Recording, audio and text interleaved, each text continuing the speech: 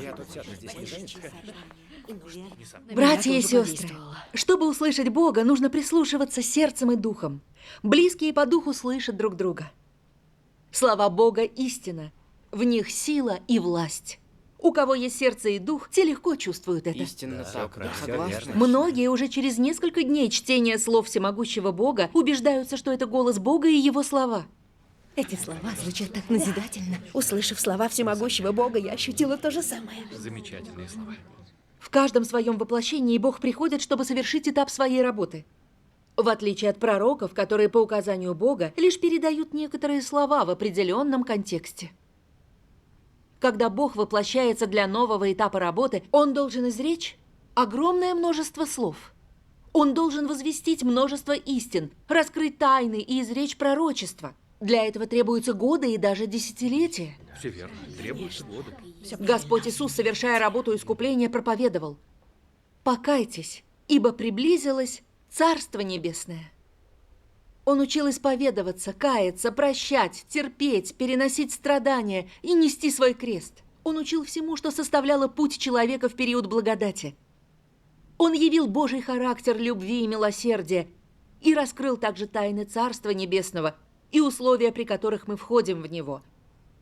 Бог совершал свой искупительный труд вплоть до распятия на кресте, воскресения и вознесения на небо. Все слова Господа Иисуса – важные истины, что Бог в своем искупительном труде дал человечеству. В последние дни пришел всемогущий Бог и возвестил все истины, которые очищают и спасают человечество. Он совершил работу суда, начав прямо с Дома Божьего, и Он открыл человечеству свой характер, в основе которого праведность. Он раскрыл великие тайны своего плана управления, охватывающего 6000 лет. Он положил начало периоду царства и конец периоду благодати. Слова всемогущего Бога – естественное излияние сути Божьей жизни и выражение Его характера. Это целый этап работы Слова, совершаемый Богом в последние дни, для того, чтобы полностью очистить и спасти человечество. Аминь. Надо все записать. Прекрасно сказано. Какие хорошие слова. Братья и сестры, прочитаем некоторые слова всемогущего Бога и постараемся услышать, истинно ли они и Божий ли это голос. Хорошо? Да, Хорошо, конечно. Всемогущий Бог говорит: когда Бог становится плотью в этот раз, Его работа заключается в том, чтобы выражать свой характер прежде всего через обличение и суд. Используя это в качестве основания, Он приносит больше истины человеку, показывает больше способов претворения ее в жизнь и, значит, достигает своей цели завоевания человека и спасения человека от его порочного характера. Вот что стоит за Божьим трудом в период царства. Аминь. Давайте теперь я. Хорошо. Всемогущий Бог говорит: в последние дни Христос использует ряд истин, чтобы научить человека, изобличить его сущность и проанализировать его слова и деяния. Эти слова включают в себя различные истины, такие как долг человека, то, как человек должен быть послушен Богу, как именно человеку следует быть преданным Богу, как человеку следует жить нормальной человечностью, а также мудрость и характер Бога и так далее. Все эти слова направлены на сущность человека и его порочный характер. В особенности те слова, которые изобличают то, как человек надменно отвергает Бога, высказаны в отношении того, каким образом человек является воплощением сатаны и вражеской силы, выступающей против Бога. В процессе своего труда-суда Бог не просто четко обозначает природу человека при помощи всего лишь нескольких слов. Он изобличает, исправляет и обтесывает ее на протяжении длительного периода времени. Данные методы изобличения, исправления и обтески не могут быть заменены обычными словами, только истиной, которой человек вовсе не обладает. Лишь подобные методы воспринимаются как суд. Только при помощи подобного суда человека можно покорить и склонить к повиновению Богу. И только так человек при этом может обрести истинные знания Бога. К чему приводит труд суда? Так это к пониманию человеком истинного лица Бога. к осознанию им истины о своей собственной непокорности. Труд суда дает человеку возможность обрести значительное понимание воли Божьей, цели Божьей работы и тех тайн, которые для него непостижимы. Он также дает человеку возможность осознать и познать его порочную сущность и причины его развращения, а также открыть для себя безобразие человека. Все подобные воздействия вызваны трудом суда, ибо суть данной работы фактически заключается в раскрытии истины, пути и жизни Бога всем тем, кто верит в Него. Аминь. Данная работа – это труд суда, совершаемый Богом. Аминь. Как ясно все сказано в словах Божьих. Совершает работу суда, используя истину. Все не так, как мы представляли. Просто потрясен. Вся истина написана. Откройте страницу 932. Можно мне почитать? Да. Всемогущий Бог говорит: последние дни уже наступили. Все сущее будет классифицировано в соответствии со своим видом и будет поделено на различные категории в зависимости от своей природы. Это время, когда Бог открывает конец людей и их место назначения. Если люди не подвергнутся обличению и суду, тогда не будет никакой возможности выявить их непослушание и неправедность. Только через обличение и суд можно явить конец всего сущего. Человек показывает свое истинное лицо лишь тогда, когда его обличают и судят. Зло возвратится ко злу, добро возвратится к добру, и люди будут классифицированы согласно своему виду. Через обличение и суд будет явлен конец всего сущего.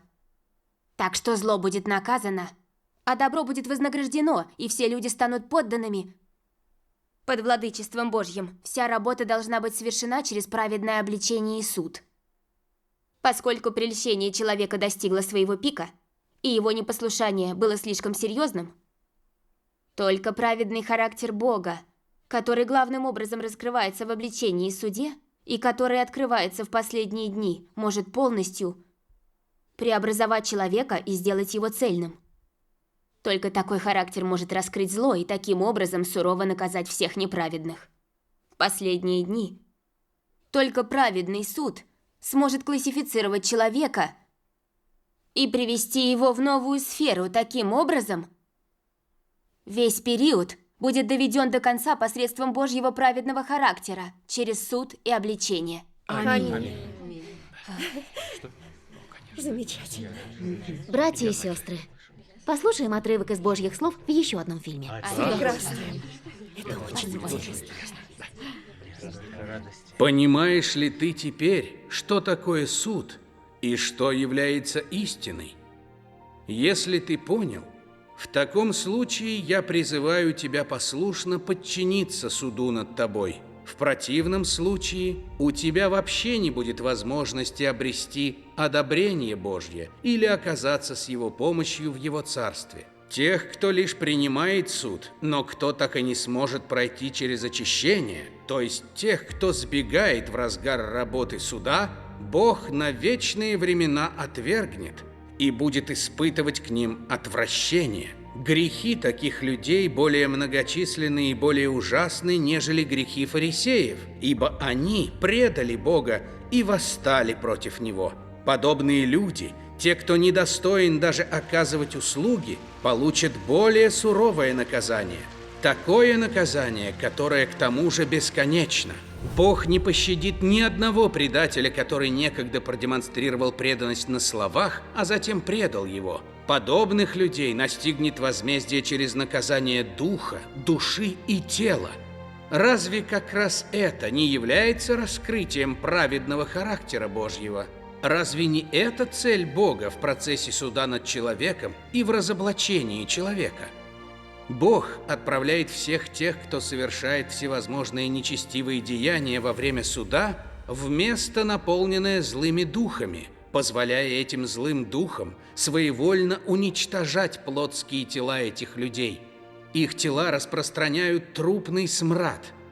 Вот такое возмездие применяется к ним. Бог записывает в книгу все без исключения грехи этих неверных лжеверующих, лжеапостолов и лжеработников. А затем, когда наступает нужный момент, Он бросает их в гущу нечистых духов, позволяя этим нечистым духам полностью осквернять их тела, как им заблагорассудится, чтобы никогда больше они не могли перевоплотиться и увидеть свет. Тех лицемеров, которые когда-то совершали служение, но не в состоянии оставаться преданными до конца, Бог причисляет к нечестивцам, для того, чтобы они вошли в совет нечестивых и стали частью распущенной толпы. В конечном счете, Бог полностью уничтожит их. Бог отметает и не замечает тех, кто никогда не был предан Христу или не приложил ни малейшего усилия, и, несомненно, всех их уничтожит на рубеже эпох. На земле они больше не будут существовать, не говоря уже о том, чтобы обрести возможность входа в Царство Божье. Те, кто никогда не был искренен по отношению к Богу, те, кого обстоятельства вынудили иметь с Ним дело лишь формально, причисляются к тем, кто оказывает услуги Его людям. Лишь небольшое число таких людей может выжить, в то время как большинство их погибнет вместе с теми, кто не подходит даже для того, чтобы оказывать услуги. В конце концов, Бог приведет в свое царство всех тех, кто единомыслен с Ним, людей и сынов Божьих, а также тех, кого Бог предопределил в качестве священников. Таков продукт очищения, обретаемый Богом благодаря Его труду. Что же касается тех, кто не подпадает ни под одну из установленных Богом категорий, они будут причислены к неверующим. И вы, несомненно, можете представить, каким будет их исход. Я уже сказал вам все, что я должен был сказать. Вам предстоит решить, какую дорогу избрать. То, что вам следует понять, так это следующее. Труд Божий ни при каких обстоятельствах не ждет никого, кто не может поспеть за его поступью. И праведный характер Бога беспощаден по отношению к любому человеку. Аминь. Благодарим Богу, благодарим Богу. Правда, понять это трудно. Слова всемогущего Бога так ясно объясняют нам работу суда последних дней. Мы видим, что Божья работа имеет практический характер. Не прочти мы сегодня слова всемогущего Бога, так и ждали бы суда перед великим белым престолом в небе. Это точно. Раньше мы представляли себе Божью работу суда в последние дни как нечто, не имеющее практического применения. Оказывается, слова всемогущего Бога – не что иное, как голос Божий. Иначе кто открыл бы тайны работы Божией в последние дни? Ты права. Сегодня мы смогли услышать голос Божий и приняли Божий суд последних дней. Нам посчастливилось. Несомненно. Всей душой поддерживаю. Да. Братья и сестры, вам стало понятнее, как Бог совершает свою работу суда в последние дни? Все ли вам ясно теперь? Если бы всемогущий Бог не открыл этого, как бы мы все поняли? В последние дни всемогущий Бог совершает работу суда. Его слова открывают сущность глубокого развращения человечества. Они раскрывают противление человека Богу и насколько люди преисполнены сатанинским характером. И они показывают Божий непоругаемый характер, суть которого – святость и праведность. Аминь. Благодаря этому люди увидели явление и труд Бога, и один за другим обратились к Богу и приняли Божье спасение. Всемогущий Бог возвестил истину, чтобы судить людей. Он совершает суд и обличение верующих людей из религиозных кругов. Он раскрывает истинный характер и подлинный облик людей, что исповедуют веру, но противятся Богу. Давайте посмотрим, как это объясняют слова всемогущего Бога. Аминь. Всемогущий Бог говорит: «Человек поднимает свой взор ко мне и проявляет особый интерес к моему существованию на небесах. Но при этом никто не интересуется мной во плоти, так как я, живущий среди людей, попросту слишком незначителен. Те, кто ищет совместимости лишь с библейскими словами, кто стремится к совместимости лишь с неким неопределенным Богом, являются в моих глазах жалким зрелищем. А все потому, что все, чему они поклоняются, это мертвые слова и некий Бог, который может дать им несметные сокровища. Объект их поклонения — это Бог, который полагается на милость человека. Бог, которого не существует, а раз так, то какую пользу эти люди могут получить от меня? Человек попросту слишком приземлен для слов.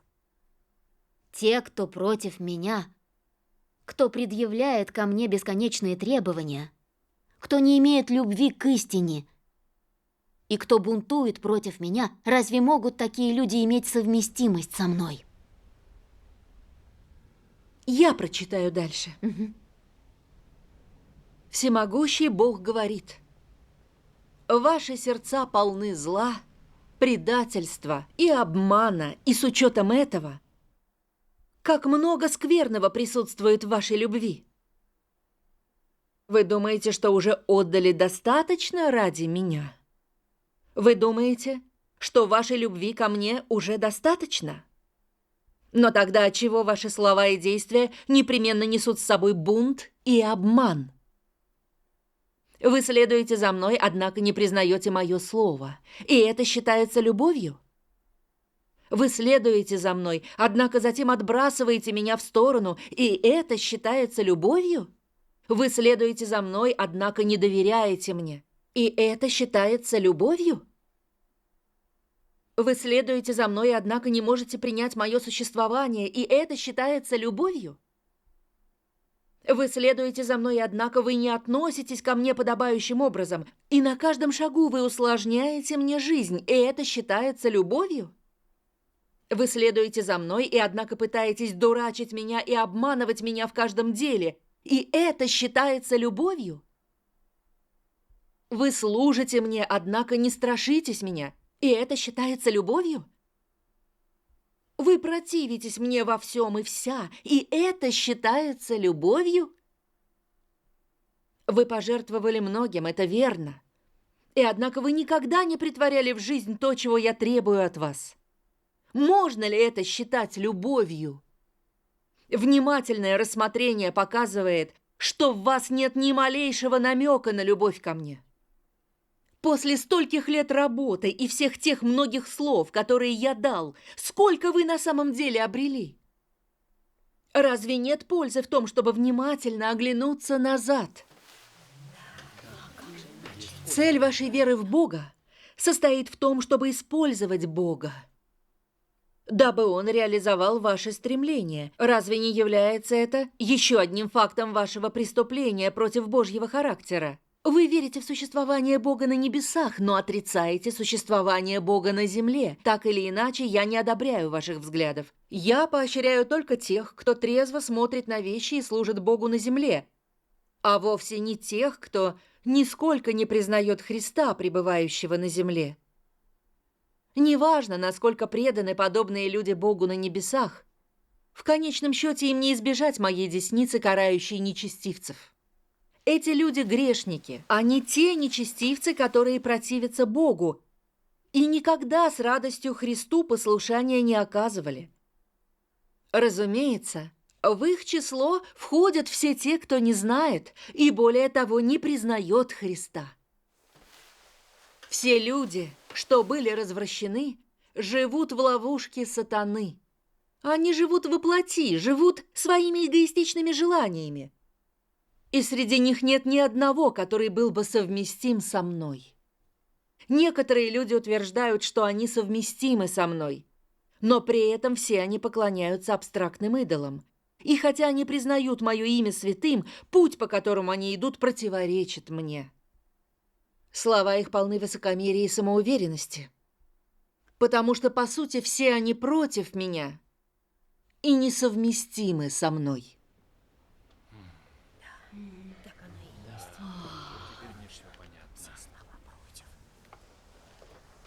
Братья и сестры, суд слов всемогущего Бога открыл наши грехи, гордыню, высокомерие, самомнение и коварство. Проявление сатанинского характера. Мы можем посвящать себя Богу, терпеть лишения, и многим жертвовать ради Бога, но нет у нас подлинного подчинения Богу и подлинной любви к Нему. Когда приходят испытания и невзгоды, мы даже ропщем на Бога, подозреваем Его и отрекаемся от Него. Это показывает, что у всех нас, глубоко развращенных людей, природа сатаны. Да. Если наша сатанинская природа и наш сатанинский характер не очистятся, мы никак не сможем достичь подлинного подчинения Богу и подлинной любви к Богу.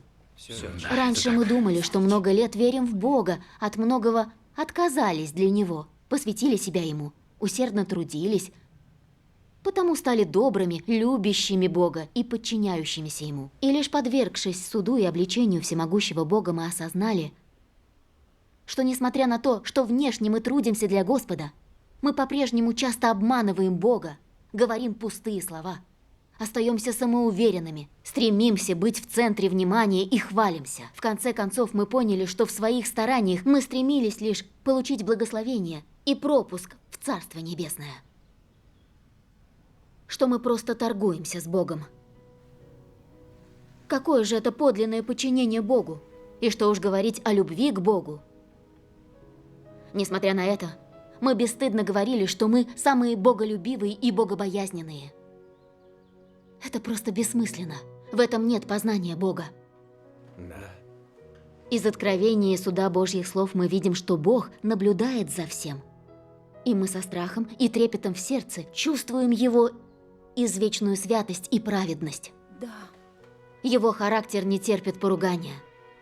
Осознав, сколько в нашей природе сатанинского, мы стыдимся предстать перед Ним, знаем, что недостойны жить перед Ним. Тогда мы падаем ниц, слезно каемся, даже проклинаем себя и наносим себе пощечины. Лишь тогда мы видим, что живем в своем сатанинском характере, и что до сих пор и не жили по-человечески, и не заслуживаем называться людьми. Да. Лишь испытав много суда и обличения, испытаний, а также некоторые переплавки, мы начинаем понимать некоторые истины и видим всю правду о нашем развращении. Тогда у нас начинает появляться подлинное познание Бога. Мы, наконец, начинаем подчиняться Богу в своем сердце. Так становится на правильный путь веры. Все это результат принятия Божьего суда и обличения. Какое у них замечательное свидетельство. Если бы не суд и обличение слов Божьих, мы не увидели бы истинную картину нашего глубокого развращения сатаной. Мы бы так и не узнали об источнике наших грехов против Бога. И тем более не узнали бы, как освободиться от уз греха и его господства над нами, чтобы стать по-настоящему послушными Богу. Если бы не суровый суд слов Божьих, мы не знали бы его праведного, величественного и непоругаемого характера, не поселили бы страх Божий в сердце своем, и не удалились бы мы от зла. И в этом истина. Так и есть. Если бы Бог не явился на землю во плоти, кто бы совершил работу суда в последние дни? Никто. Кто явил бы человеку Божий, святой, праведный и непоругаемый характер? Никто. Только Бог это может. Если бы Бог не пришел во плоти, чьи слова имели бы такую силу и власть, чтобы судить нас, очищать нас и избавлять нас от греха в нашем глубоко развращенном состоянии? Только в Божьих словах есть такая власть и сила. Да. Только Бог может судить и очищать людей. Да. Да. Слова и работа всемогущего Бога полностью являют его Божий статус и личность Бога. Показывают, что Он творец и явление единого и истинного Бога. Аминь.